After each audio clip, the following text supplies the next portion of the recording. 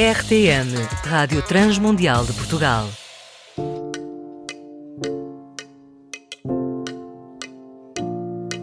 Se a tragédia que todo ser humano irá ter de lidar é com a morte de alguém amado. Por sua vez, o luto é iminente e há que passar por esse processo. Contudo, se também há coisa que sempre intrigou a qualquer ser humano é como é que se passa por esse tal processo.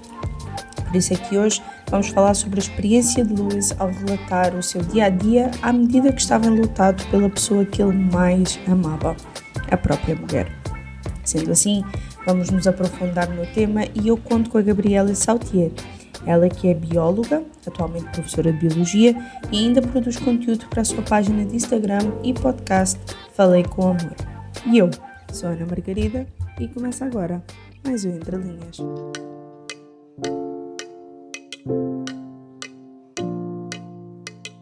Gabi, nós hoje temos em mãos uma das obras mais cruas de C.S. Lewis, especialmente porque é escrita de um lugar de perda e muita dor. E ao ler este livro consegue-se perceber então porque é que ele escreveu aquelas palavras que o sofrimento é o megafone de Deus. E eu lembro-me que tu já mencionaste muitas vezes essa frase aqui no Entre Linhas. Mesmo que ele, a princípio, não quisesse se aproximar de qualquer alusão a Deus na dor que ele estava a sentir, o que é que tu achas que ele queria dizer com o facto de descobrir que o luto se parece muito com o medo? Eu acredito que quando Lewis fala sobre luto e medo, é no sentido de que o luto, ele não é um mero sentimento, sentindo, quem sabe, só no coração, e aqui o coração entende-se por mente, né? Até mesmo como a Bíblia traz o coração como mente.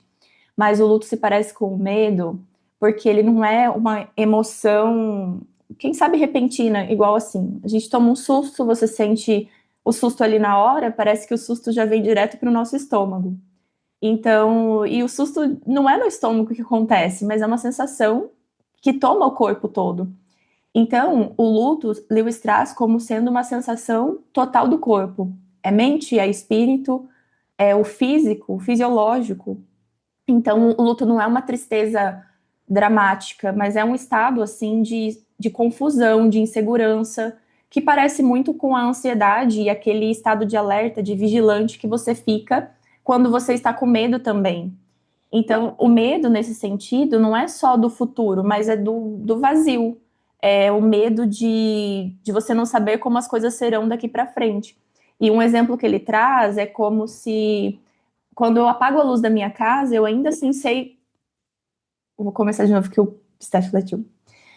Quando eu apago a luz da minha casa, eu ainda sei como andar. Mas se durante a noite tivesse uma pessoa e trocasse os meus móveis de lugar, eu não saberia como andar na minha própria casa. Então, o luto, nesse sentido, é esse vazio presente. Você não sabe como andar por uma casa escura que você não conhece, ou até mesmo sua casa, se os móveis tivessem sido deslocados. Então, você tem hesitação no passo, confusão em o que você vai fazer a partir de agora. Então, o luto parece muito com o medo, porque ele toma conta do próprio corpo por inteiro. Não é um sentimento de agora, mas é o que eu farei daqui para frente. É verdade, e estamos a falar de uma perda em que algo ou alguém, neste caso, aqui estamos a falar da esposa dele, da mulher do Lewis, é tirado repentinamente. Então é uma boa analogia que ele traz de se trocarem os móveis, ou seja, eu tenho que me habituar a uma casa que não era a que eu estava habituado. A minha vida foi habituada a estar com esta mulher e de repente esta mulher é-me tirada. E eu noto também que Lewis, ele não tem qualquer problema em usar todas as palavras que ele conhece. E eu não digo isto no sentido académico, porque mesmo que isso implicasse chocar quem fosse ler aquilo, ele sabia, eu tenho que pôr isto para fora porque é o que vai aqui dentro. E eu acho que é muito necessário durante o processo do luto, porque ou se coloca para fora e se lida com aquilo que realmente vai dentro sem tentar fugir daquilo que está lá dentro, ou então não é que se vive uma mentira, mas eu creio que se vive uma paralisação. E eu penso que a dor ela falava tão alto que ele não está minimamente preocupado com aquilo que estava a escrever. Ele precisava colocar aquilo para fora. Aquilo que ele sentia era real, assim como aquilo que ele estava a pensar. Então, eu creio mesmo que era até um mecanismo de ele querer organizar todas as suas ideias e colocar essa dor para fora. Mas agora diz-me, em que ponto é que tu percebes que a dor dele o leva a pensar que a sua mulher iria ser cada vez mais imaginária, como ele mesmo descreve? Por exemplo, eu posso dizer a partir da minha experiência que perdi a minha mãe, um dos meus grandes medos, ela já faleceu há 18 anos, um dos meus grandes medos era eu perder totalmente a noção da fisionomia dela. Eu tenho as fotos e tudo mais, mas eu tinha medo de perder os momentos, a memória das coisas que aconteciam, o som do riso dela, o cheiro. E eu tenho percebido que à medida que o tempo passa, isso não desaparece. Será que era a memória, essa imaginação então que o Luís falava? Falando sobre duas coisas que você me disse, né? Lewis aqui, ele não tem medo de expor o que ele sentia. E se a gente pensar, C.S. Lewis estava escrevendo isso em 1961. Nesse período, C.S. Lewis morreu 2 anos depois. Nesse período, esse Lewis já era o Lewis que escreveu Cristianismo Puro e Simples. O Lewis que escreveu O Problema da Dor. Ele já tinha escrito Nárnia. Ele já tinha escrito Milagres.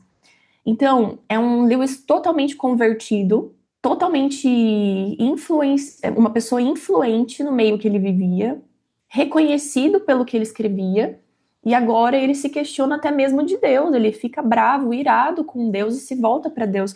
Então, eu acredito que nessa fase da vida, C.S. Lewis já não tinha mais o que perder, ele já não tinha mais medo, ele já tinha um relacionamento muito firmado com Deus, sabendo que ali ele poderia ser transparente. E agora um dos grandes medos dele é de a Joy Davidman passar a ser, digamos, um fantasma, quem sabe, inventado ali pelo imaginário dele. Então, será que a minha memória da Joy começa a ser moldado pela minha saudade ou pela verdade que eu vivi com ela? E isso que você disse a respeito da sua mãe, eu me lembro muito também do meu avô. Porque às vezes eu fico pensando na voz dele e quando meu avô faleceu, a gente não tinha tantos hábitos assim de fazer vídeos, então eu não tenho um registro da voz dele. Eu tenho fotos, mas eu não tenho tantos registros que me mostrem que o que eu tô pensando é a verdade mesmo. Mas eu acredito que o amor, ele tem uma memória muito grande, uma memória muito forte.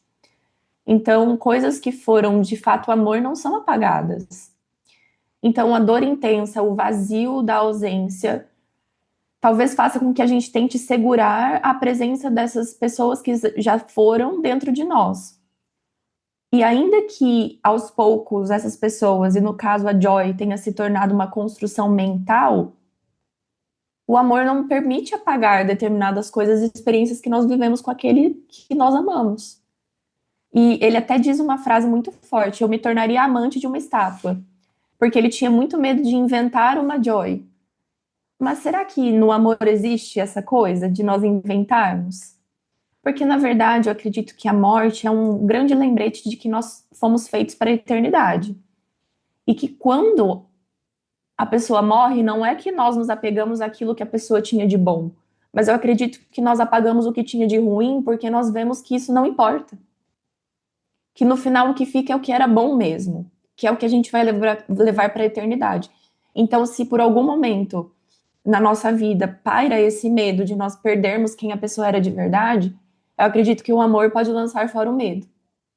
Porque no final o que fica é o que é bom. Eu acho que foi das coisas mais bonitas sobre o luto que eu já ouvi na minha vida. E não estou a dizer isto de bajulação, estou a dizer isto com muito, muito sentir. Ahm, Até fiquei um bocadinho desconcertada agora. Eu admiro muito a parte então em que ele descreve Deus, e eu acho que isto aqui é um pormenor muito importante para se lidar com a dor e com o medo que o luto provoca. Ele descreve Deus como um cirurgião e como nós humanos lutamos contra isso, quando Deus está disposto então a entrar com a sua cirurgia. Nós temos que entrar no bloco de operações. Ele escreve o seguinte: quanto mais gentil e cuidadoso ele for, mais inexoravelmente continuará cortando.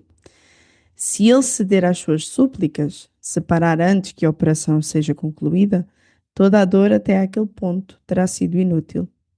E a pergunta que eu te faço é: qual é a tendência, então, que o ser humano tem para querer sempre fugir da dor, já que o sofrimento é o megafone de Deus? E qual é que é a importância da dor para que nós experimentemos ainda mais da graça de Deus, mesmo quando isso às vezes é tudo aquilo que nós não queríamos? Eu penso nessa parte de Ou anatomia de um melhor, luto. deixa-me só corrigir, não é só o que nós não Aham. queríamos, não era só isso, não era apenas isso que nós queríamos.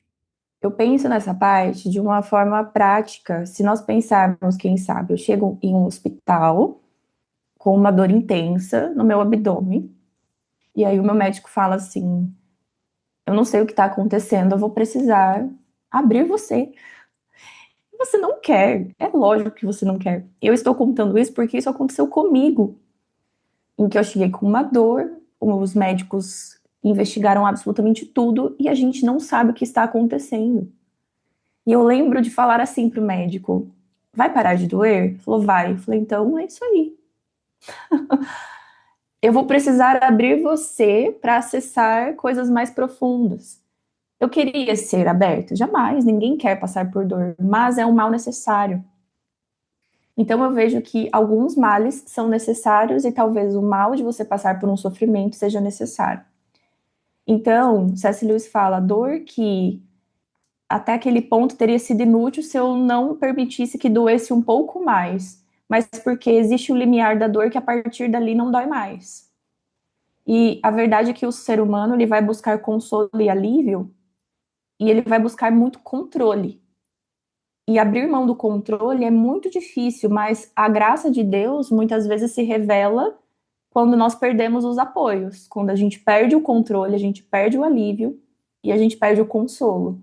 E quando nós estamos quebrados, que a gente não tem mais escapatória, é quando, por exemplo, Paulo escreve em 2 Coríntios: a minha graça te basta, porque o meu poder se aperfeiçoa na fraqueza.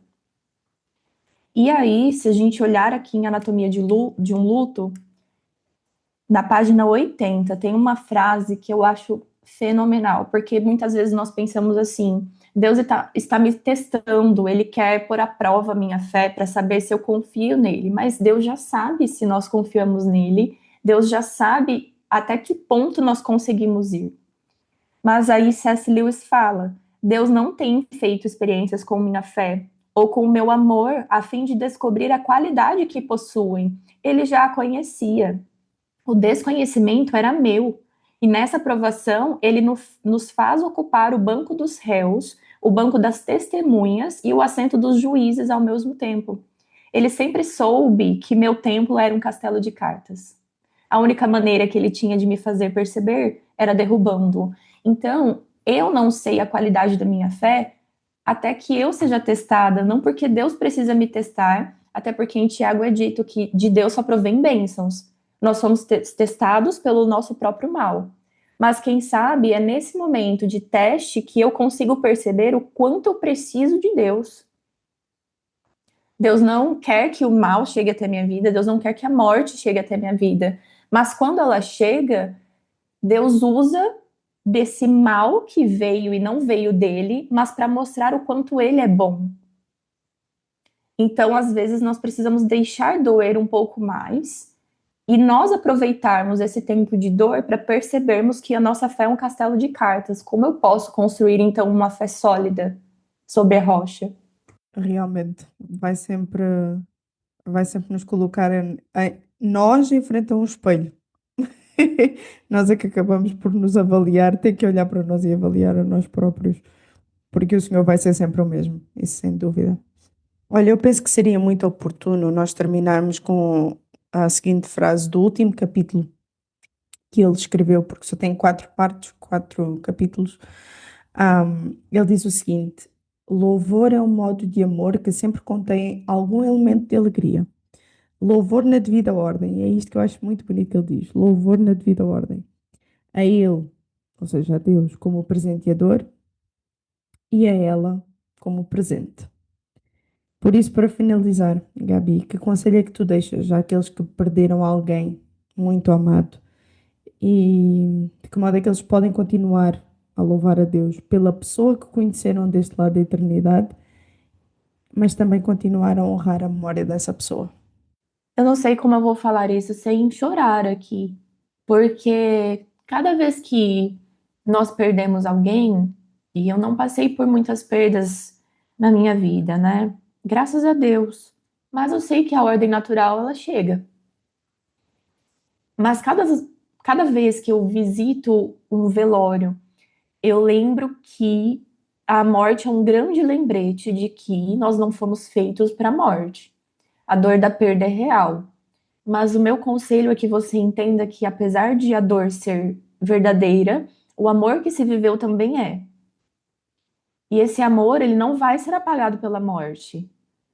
Porque se hoje eu perdesse alguém que eu amo muito, as minhas decisões, a minha vida ainda assim seria banhada de frutos que essas pessoas me influenciaram. Então, ainda que eu perca alguém que eu amo muito, essa pessoa vai gerar frutos em nossa vida. As atitudes, as decisões, a forma de ver o mundo, a forma de cuidar, e inclusive a forma de amar os outros. E isso tudo é louvor. Quando nós reconhecemos que a vida de alguém foi um presente de Deus e que mesmo ausente, esse presente não é apagado. Porque nós podemos, ao invés de viver se lamentando pelo tempo que eu não vivi, eu posso louvar e agradecer a Deus pelo tempo que eu pude viver, pelo tempo que eu pude ser ensinado, pelo bem que aquela pessoa pôde me fazer em vida e pelo grande privilégio que é de encontrar pessoas que nós amamos. C.S. Lewis traz ali, em Os Quatro Amores, um dos amores sendo a afeição. E na verdade a afeição é o amor costume. Existem muitas pessoas na minha vida que eu não escolheria para andar comigo, mas por oportunidade da vida eu as conheço e eu acabo me afeiçoando a elas. Meu marido é meu marido porque eu tive a oportunidade de conhecê-lo, nós nos casamos e eu passei da afeição ao amor eros por ele. Mas existem pessoas, meu vizinho, eu não escolhi morar aqui porque ele é meu vizinho, mas ele é meu vizinho e eu acabo me afeiçoando por ele também. Então, nós podemos agradecer a Deus pela grande oportunidade de viver com aqueles que estão ao nosso lado, pela grande oportunidade que eu tenho de ser filha de quem eu sou, de casar com quem eu casei, de frequentar a mesma igreja de quem eu frequento, porque tudo isso na vida são oportunidades. Em Colossenses 4, é dito: aproveite as oportunidades que Deus te dá, porque o mundo é mau. E a partir de então, eu aproveito cada oportunidade, seja de pessoas que passam ao meu redor, ou de algo legal que acontece no meu emprego, ou um momento de ser feliz. E você decidir ser feliz é honrar a memória de quem partiu, sem se prender ao passado, mas entender que o passado foi um presente e que o amor é vivo e continua concreto. E louvar a Deus mesmo na dor é uma forma de dizer assim: doeu, mas valeu a pena. Porque se você só pensar no luto, talvez pareça que não valeu a pena ter vivido com aquela pessoa, mas vale a pena. E no Salmo 34 diz: bendirei o Senhor o tempo todo, os meus lábios sempre o louvarão, ainda que seja na dor. Então, a alegria, a decisão de tomar, de levar a vida de uma forma alegre, precisa ser de fato uma decisão e uma forma de honrar a vida de alguém. E curiosamente, o nome da esposa de C.S. Lewis era Joy. Joy significa alegria. E como ele mesmo disse no livro, surpreendido pela alegria, e o nome é Surprised by Joy, e nem é a Joy dele ainda, ele diz que qualquer momento alegre aqui na Terra, na verdade, é um eco da presença de Deus. Então, ainda que as pessoas aqui possam morrer, a gente continua na presença de Deus. E entender isso e levar a vida de uma forma feliz, ainda com a morte, é uma forma de louvar a Deus e agradecê-lo pelo tempo que passou.